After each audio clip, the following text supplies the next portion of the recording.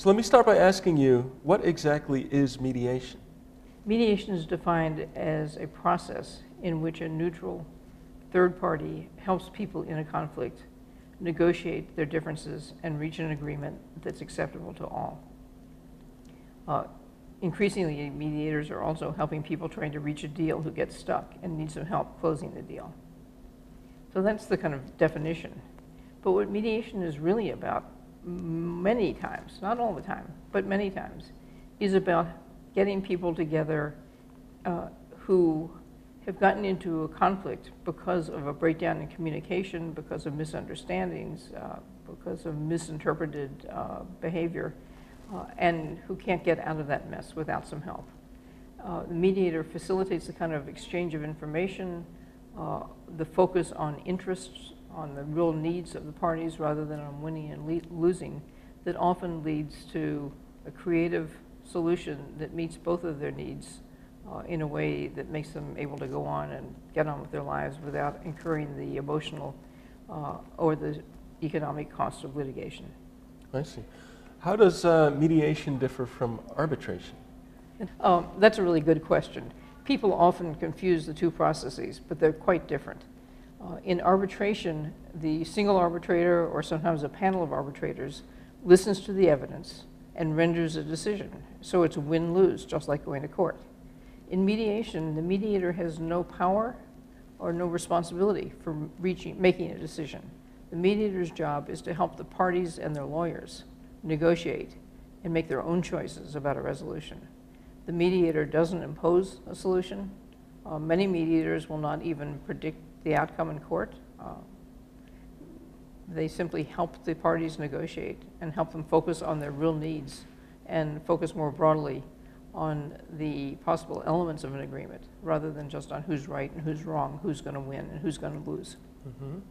So do I need to be a lawyer to be a mediator? No. Most court annex programs require that their mediators be lawyers. But in the community setting, in the family setting, and many other settings, what's important is the combination of process skills, that is the mediation process skills, and substantive knowledge. Can someone make a living doing mediation? Not as many people make a living doing mediation as I would like. In my dream world, there would be much more demand for mediation. Unfortunately, we're still at a stage where more people want to mediate than want to be mediated. I think that's partly a little concern on the part of some lawyers about giving up control and going into a process that's unfamiliar. But it can be very difficult. Yeah. And I think it takes people who tend to make a living as mediators tend to come from two groups.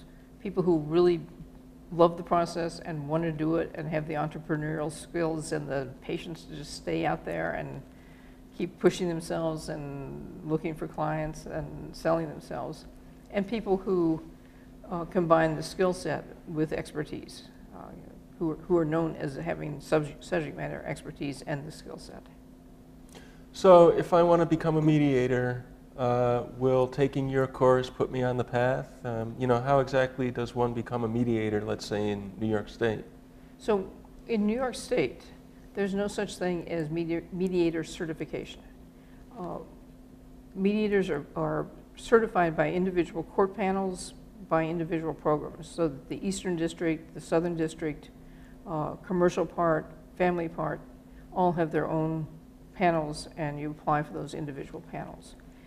In addition, the community mediation centers, which are a great place to get started and get experience, approve people for their panels. The basic training at the city bar is approved by the New York State court system as the basic training that you need in order to, as the first step, to become a member of any state court panel. In addition, if you want to mediate in family court or in commercial part, for example, you have to do an additional several-day trainings that are also offered here at the Bar Association. I see. So tell us a little bit about the range of programs in mediation that are offered here at the City Bar and the instructors, if there are any besides yourself. There are a number of different programs here. Dina Jansenson, who's a brilliant teacher and mediator, and I offer the basic course each year.